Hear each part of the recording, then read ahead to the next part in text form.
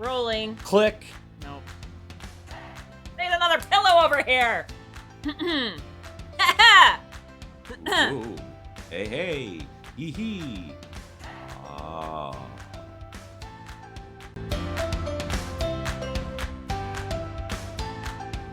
Welcome.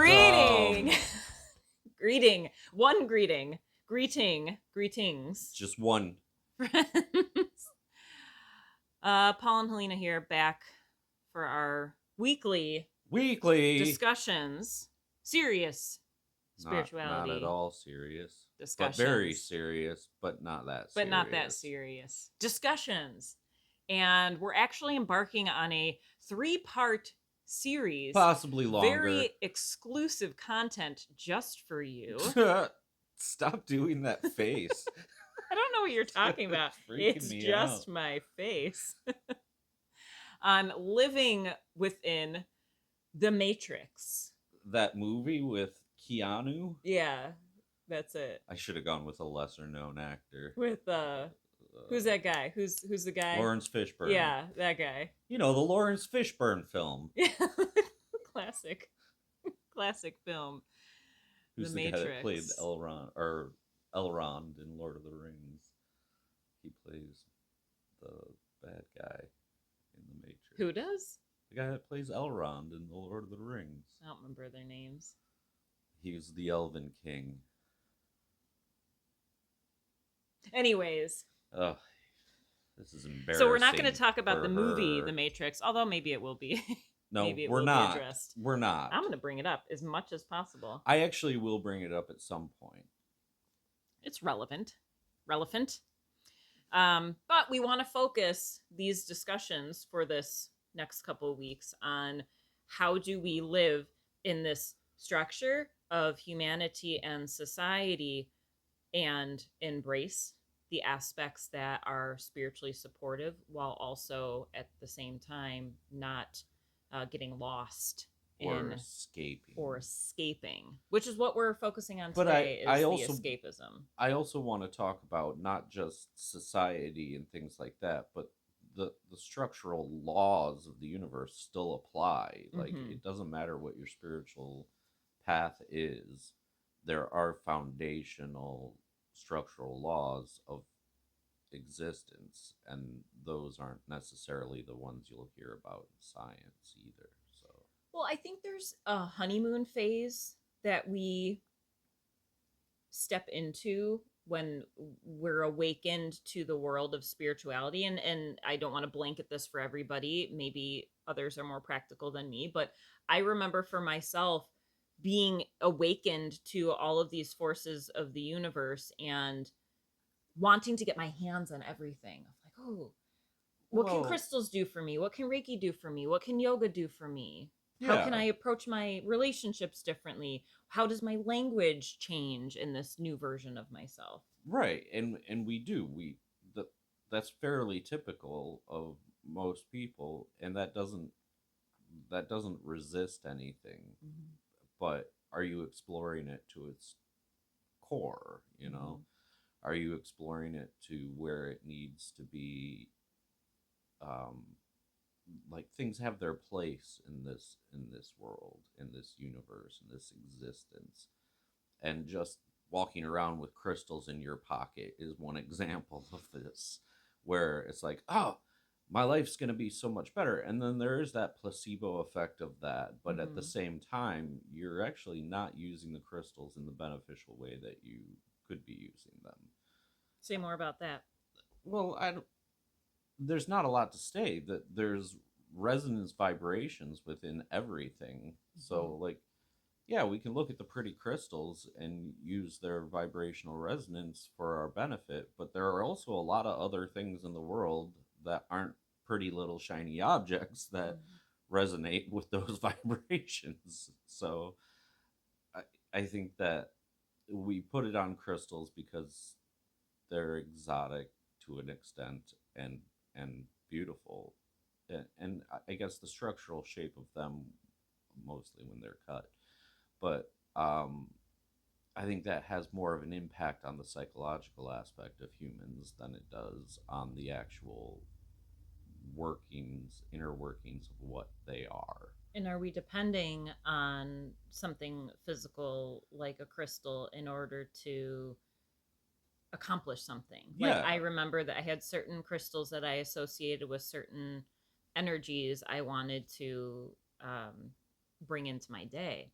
And if I forgot that crystal that day, I'd be like, oh man, like I yeah, my feel life's naked without my ruined. crystal. Like, how am I going to get this job now? How am I going to, Uh, so I noticed that with that dependency, it's like, well, hold on. Like, and that's why I teach a lot of teaching students to connect with energy and to move energy outside of crystals. So crystals can be a supplement of the movement of energy that we initiate, but if we're depending on them and we're out somewhere, if we don't have a crystal, well, are we screwed? Right.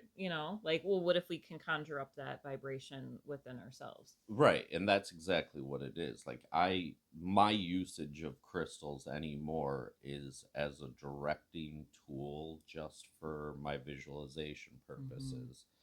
Um, but you generate the energy from within. You generate that vibration from within. Maybe it matches that crystal's vibration, and that's great. And then you use that crystal for whatever energetic work that you're doing.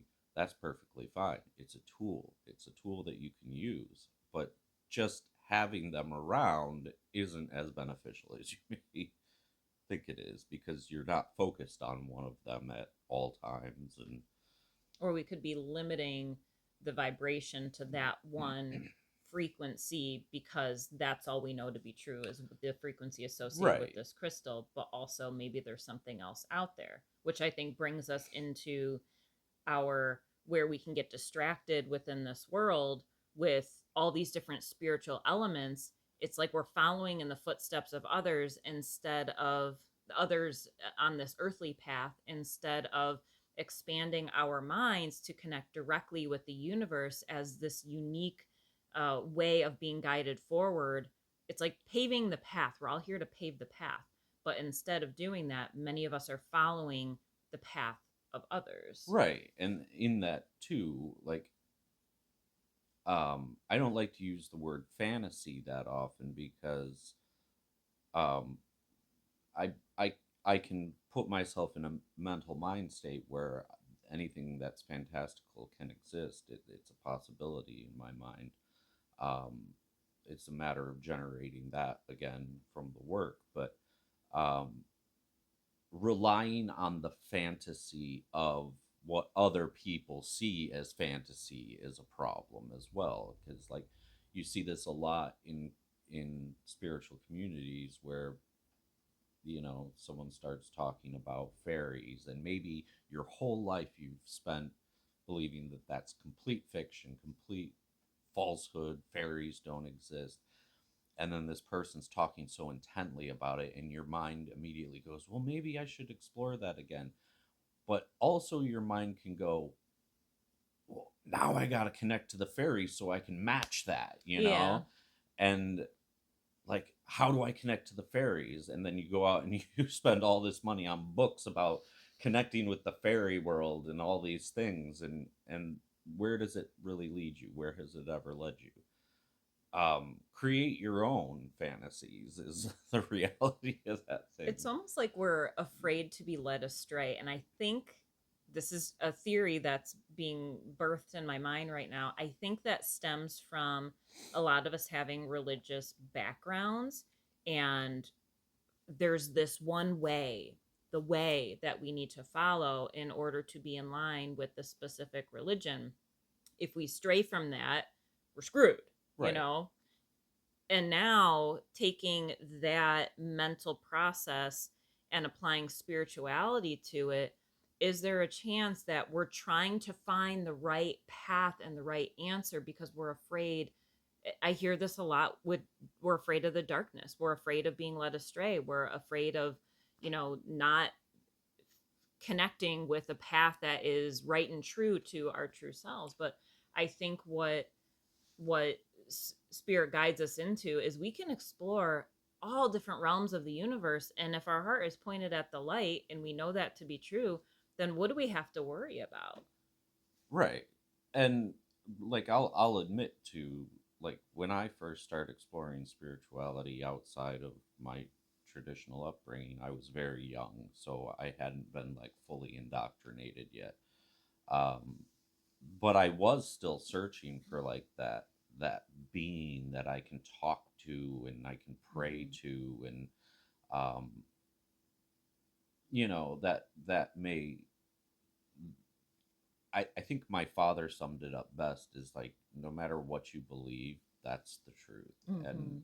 you know, you can put a significant leader from every religion in the same room and lock them away till they come up with a unifying answer, and they'll always come up with a unifying answer, and it'll always be just be nice to each other and love each other. Just be um decent human beings. right. um I also think, though, that not just religious structure of growing up, but also the what seems now obvious with the internet and everything.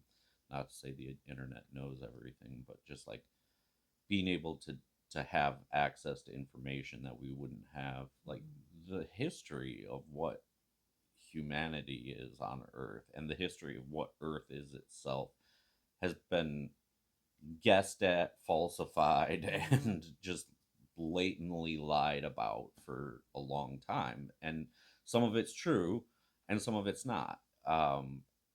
But like, you know, the term is the the victors write the history, Mhm. and that goes for more than just war. Mhm. Um, so that structure as well has limited the minds of a lot of people, and the fact that these lies are still being pushed as truths, um, and maybe not even in a malicious way, but in a that that brainwashed kind of way of like I used to really come down on flat earthers, and Mhm. I will still have fun with them, but I learned that there is a huge difference between someone who believes in flat earth and someone who thinks it's a pancake. Uh, but like the every time that I go, well, no, that cannot possibly be true. I have to stop myself in my Mhm. brain and go, well, maybe it is, because the truth hasn't been fully revealed to us yet. Mhm. And that is the purpose of spirituality, is to find that full on truth, not just what the answer is to what happens to us after death. Mhm. There's more to it than that, you know. I think that science can easily, fairly easily confirm that consciousness exists before and after birth And and death. I think there's a paradox there with we're here to seek the truth while simultaneously never being able to reach that truth. You know, I mean, there's a journey that we're on in this incarnation as human beings where we're chasing something that we're never going to get to.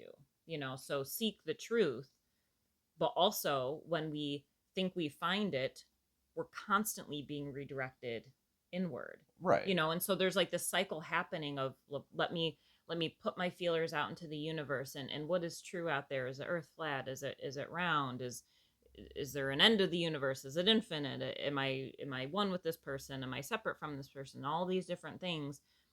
But then that in itself creates so much overwhelm, and I think we can escape the present moment by relying on other people to tell us what that truth is. And maybe there's a time period where what somebody says resonates with us, but then if we idolize that person or um Idea. that idea, then we're fixed again. And then we become stressed out and reaching, and well, does this make sense, or why, or we just cling to it or deny anything else from being true, and then that's when we get lost, and then we reach that breaking point to be redirected back into the simplicity. Well, what do I know to be true?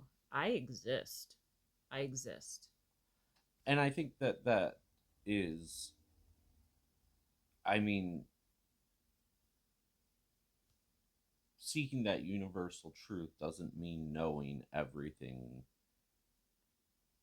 that this is around us. I don't think it matters coming back to the Matrix. What does it matter if it's the Matrix? And in fact, there's been several DMT studies that kind of show that it is the Matrix. But I don't know if you've seen these studies with Mm-mm. lasers and people on DMT, but they'll shoot a laser at a wall, and people will be on DMT and they see coded images on the wall. And then if they put their arm in front of it, the code changes. They bring it back down. It goes exactly back to what it was, and they can see through that coding into what I would assume we would just call another dimension. It's all ones and zeros. Or alien symbols is Well, what they've mostly said, yeah. but also like what looks like Asian writing and things like that. But anyway,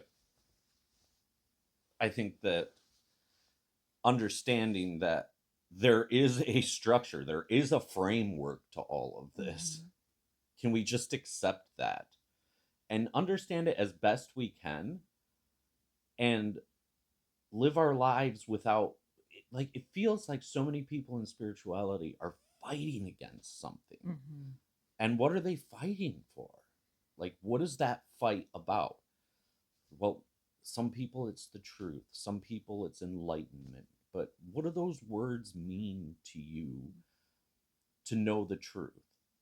And can you ask yourself that? Can you take the time to sit down and ask yourself, what am I actually seeking? And usually it's going to come back to just peace and happiness. And what just those are easier to go after than figuring out why it's being suppressed, this information or whatever. So if we just recognize we live in a structure and we don't deny our internal thoughts and impulses and what our bodies and energy systems feel like when they feel good and feel like when they feel bad, and then let the structure exist around you and just live within the structure. Like there's scaffolding, like it's like a building. Something has to support all of this, you know. And again, I don't want anyone to think that they have to believe what I believe. But Oh, I'm taking it as truth. well, I okay, idolize it. yeah, Yeah. I'm gonna idolize it. Yeah.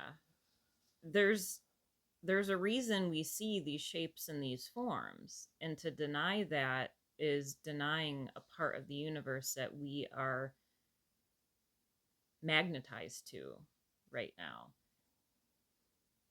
And if we take that as there's a reason I can see and perceive that there's another being right here, and the colors and the shapes Right. and all of that, then how can I work with, so there's a level of ignorance that I have right now as to where am I, how long have I been here, what are these sensations, what is this movement. Like if we really break it down, I don't know that I experienced a moment before this one here. I don't know. I've no way to Yeah, prove it. there's there's No no way to prove it. scientific method to Yep, prove can't it. prove it. Right. So if I'm right here, right now, then what am I witnessing right now? And how can I learn from that? And how can I appreciate that? And how can I see that this form is a perfect miracle, and to be curious about it and to see, wow, like you ever just look at your hand? We got all these lines on our hand. It's the universe. It's the universe. If we were to go in and then go in and then go in and then go in, it's there's space and expansion and energy and all these things. It's like there's a phrase that commonly talks about this. What phrase? As As above, above, so so below. below. As within, so So without. without. Yeah. Yeah. I We know. came up with We that a came couple of up with weeks that. ago. Yeah. Yeah. It We're was pretty last month brilliant. sometime. Yeah. Yeah. But like, this is a miracle. Like, do you know what I'm talking? Are you with me on this? Like, how did that line form? Like, who drew that, or what drew that, or how did all of these pieces come into play exactly in this way that I get to perceive right Do you now? know I why, don't though? know. Because there's a structure to it. Because there's a structure. But why does that structure exist? And why do I Why experience it in this way right now? why can't we just accept until we're not within the structure as humans? that we will not have an answer to that. Yeah. And isn't that, I find that marvelous. I And find it far more I could see relaxing than spending than hours trying to figure it out. And I think you enjoy, I think we enjoy trying to figure out, like, Yeah. oh, all, and to entertain ourselves with these stories and these possibilities, but then also come back to, if we don't pause to be in the wonder and the miracle of the moment, then Then what the hell's the point? why chase anything? And I mean, this was like a month or so ago. I didn't know. I was so stressed out. My mind was going, and I'm like, and I could feel this energy of me searching for something. And then, so I energetically went into that path of search, and there's nothing on the other. I could see myself like, come on, something, take hold, come here, fulfill me. And then I just was like, well, how do I stop searching? Like, how do I solve this problem of searching? And it's like, well, you dummy, like, just stop searching. Just Right. just be right here and realize Or just there's nothing to search accept for. what it is as what you want Yeah. and what you need. And that can be uncomfortable. And I that think that's there's why also, we distract I ourselves. don't want to say that manifestation doesn't have to exist or play a role in this, and that you can't, change these certain things, but you're changing them within the structure. So you have to recognize that Mhm. first. It's like going to a dog pound and being like, I want a German They don't call them Shepherd. dog pounds Yeah, anymore. whatever. Who cares? I want a They call them German humane Shepherd. societies. Yeah, very humane. I want a German Shepherd, and I want its coat to look like this. And then you show up there, and they have a German Shepherd, but its coat doesn't look right. And the couple of the hairs, and then you find out it's like part German Shepherd, and then you're like, you know what? Screw it. I'm not even gonna get a dog. Like, why? That's a perfectly fine animal. Does it have to be exactly what you want it to be all the time? Mm-hmm. And if there wasn't a structure, then everything would be exactly what you want it to be. And what would be the point of that? Mm-hmm. We're trying to learn stuff here, right? And how do we know that we didn't manifest that dog in that way? Exactly. So the mind can think thoughts of, this is what I think I want. But what if we showed up, then letting that go, and then showing up and then feeling the connection? If we don't take time to actually feel the present connection of what's happening, then we may miss out on an opportunity to get the perfect dog Right. that's right there in front of us, because we judge it based on, the ones and zeros or ancient symbols and all the things, because, oh, well, that shape isn't there, it's over here, and ooh, like, no, that means it's not right, or I must have done something wrong in my manifesting journal, or da da da da da. Well, I think this translates to probably what'll have to be my last point here for today. And that is, it's akin to saying, I want to be, let's say, a Wiccan. And the obsession that goes into setting up an altar for that. Mm-hmm. And you can never get it to be aesthetically as pleasing as you want it to be. Mm-hmm. What does it matter? Mm-hmm. Like, how many times are people going to the store and buying new things to hope to get that aesthetic pleasure, even in their spiritual life? Like, even here, like, there are aspects of this room that are aesthetically pleasing, and that's great, but the whole room isn't aesthetically pleasing. What's wrong with this room? Just stop. Okay, I'll use the other room as an example. Thank you. It's too small. It's not aesthetically pleasing. Anyway, there's a door there to the outside. I like that door. No, you don't. It's annoying. I know, because people deliver packages. Exactly. Anyways, what's your point? My point is that's the same thing with the dog analogy. Are we wasting time trying to make spirituality be pretty, mm-hmm. and make us think that, well, this looks right, so now I'm at peace. And maybe it looks right Or it because smells right. yeah, maybe it looks or smells right because that's what we experience from other people's Exactly. altars or And maybe you went to environments. somebody's house and you felt at peace and you're trying to recreate that. That's Mhm. fine. But don't obsess over it. And you know what the Matrix also teaches us? That there's robots everywhere Now, trying to yeah. kill us. Oh, not Well, the yeah. movie, not the No, movie. it's going back to there's laws here, the law of impermanence of this realm that we're Mm-hmm. in. And so even if we get, let's say, using the example of the altar or even the dog, maybe it is the perfect dog that we manifested. Ah! And then that dog, you get home and it shits all over your carpet, and you're like, man, I why? like to go with the more minuscule example of like, well, it used to have all black hair here, but now it's Now turning it's gray. yeah, that's another example. It doesn't look, it's not as cute Take anymore. it back. Or, you have your altar and it's perfect, you get all the perfect crystals, but then maybe you want more crystals and then you bring more in and then it's like, oh, it's too cluttered. I mean, Or eventually you our spill wax tastes all over your altar Does cloth. that happen to you before? Things. Oh. But it's the point is when we get what we think we want, eventually our tastes are going to change or that thing is going to change and we're going to again want something else and want something else. So what are we actually searching for, and can we truly find it outside of ourselves by these physical manifestations that we're doing, or can we honor this ever changing universe that we're in while anchoring into the beauty of the present moment where we don't need to change a thing.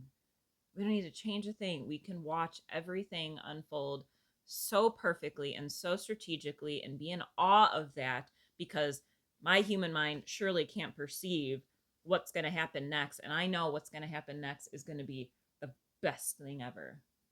And it will manifest within a structure that already exists. Yeah. Even if it's Until uncomfortable. exactly. And that exists, that structure exists possibly only till the moment of death. And then there maybe is a new structure. Who knows? We don't know. But we'll probably find out when we get there. Well, I don't have time for that. Well, let's wrap this up then, Paul. No, I'm saying I don't have time to wait till death. Oh, okay. I'm gonna have to meditate myself out of existence. existence. Let's wrap this up. Did you see? You didn't. You looked away. I was holding a noose. a pretend. No, it's a knife. Clearly, it's a knife. No. Anyways, I can visualize whatever I want to visualize within the structure. That's a wrap. Thank you so much for watching. Please tune in next week while we continue this conversation of being in the Matrix. And if you're not subscribed to our YouTube channel, hit that subscribe button. Hit the like so we can help building this community. And check out our website, ordinarypioneer.com, for all of the wonderful services that we offer here. And if our podcast resonates with you and our community mission resonates with you, please send in a donation. You are helping fuel this mission of bringing healing in an accessible way to all beings in this community. P.S. P.S. That was not a slam on Wiccans, because I do it with Hermeticism all the time. Thank you for that. So we'll put that in the description too. I am not disparaging any one path of spirituality. No, we just get to play, and that's fun too. Namaste, friends. Many blessings.